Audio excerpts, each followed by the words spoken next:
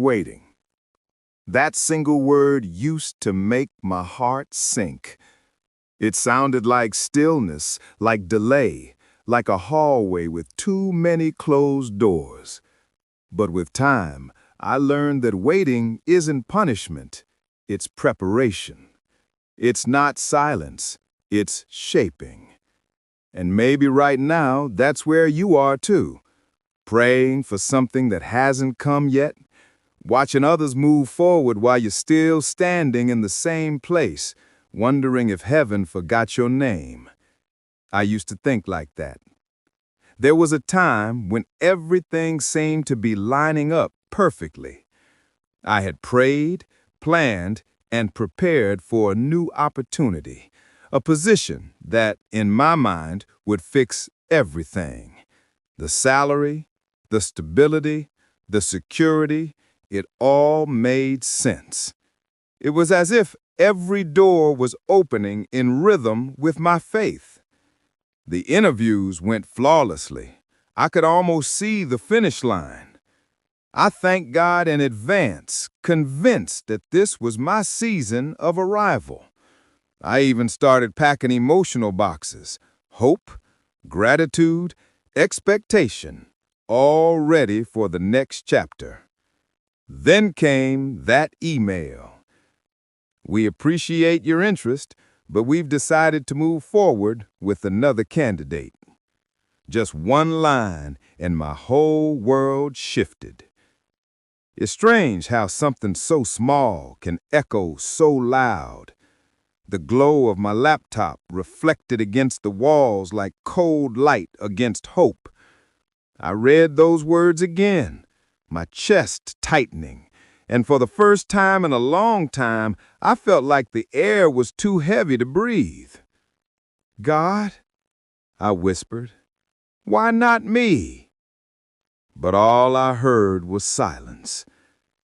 That silence followed me for days, into my mornings, my prayers, even into my sleep.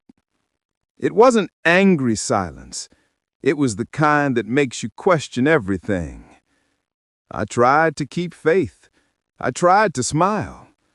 But there's something exhausting about carrying invisible disappointment, the kind that no one sees, but that weighs more than anything physical ever could. Weeks turned into months. Every time I refreshed my inbox, I hoped for a miracle. Every no that followed chipped away a little more of the confidence I thought I had. Until one morning, I woke up before dawn. The room was still, the world outside barely awake. I sat by the window, coffee cooling in my hands, and for the first time, I didn't ask for anything. I just opened my Bible, not for answers, but for air. The thin pages rustled softly, and my eyes landed on a verse I had once highlighted with yellow. A person's steps are directed by the Lord. How then can anyone understand their own way? I read it once, then twice, then again, and suddenly it hit me. Maybe I didn't understand because I wasn't supposed to. I'd been trying to interpret a masterpiece while it was still half-painted. God wasn't saying no, He was saying not yet. And not yet is different. Not yet means there's more to be written. It means heaven is still working behind the curtain. That morning, I stopped fighting the pause. I started to trust the rhythm of God's timing. I began waking earlier, sitting quietly with my thoughts, letting light filter through the curtains like grace slowly unfolding.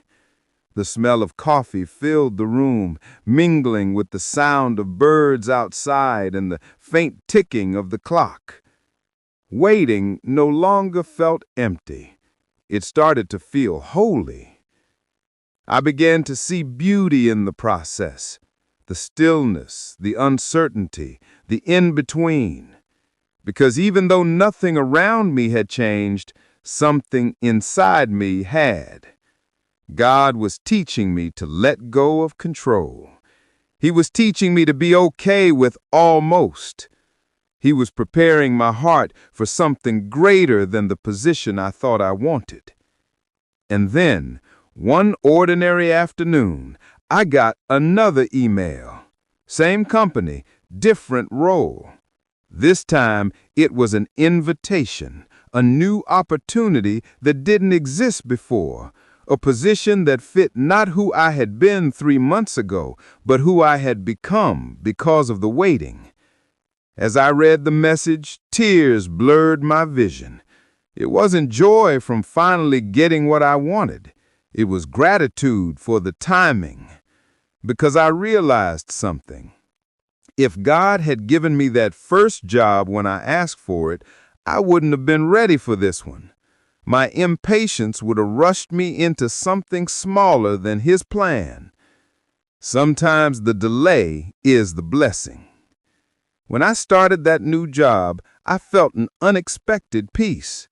Not the kind that comes from comfort, but the kind that comes from alignment. It wasn't about the title or the paycheck anymore. It was about the journey, the shaping that happened in the space between disappointment and destiny. Now I understand that God's timing isn't just perfect, it's protective. He holds things back not to punish us, but to prepare us. He withholds now so He can release later. And what He's preparing is always worth the wait. If this story spoke to you, subscribe and stay with us. Every day we share stories of faith, wisdom, and divine timing from Proverbs. And if you're still waiting, still trusting, still believing, leave a blue heart in the comments, a sign that you're choosing faith over frustration, peace over panic, trust over timing. You just spent 8 minutes for God, 8 minutes to grow in wisdom, faith, and peace. See you tomorrow. Verse for your meditation, Proverbs 20:24. A person's steps are directed by the Lord. How then can anyone understand their own way?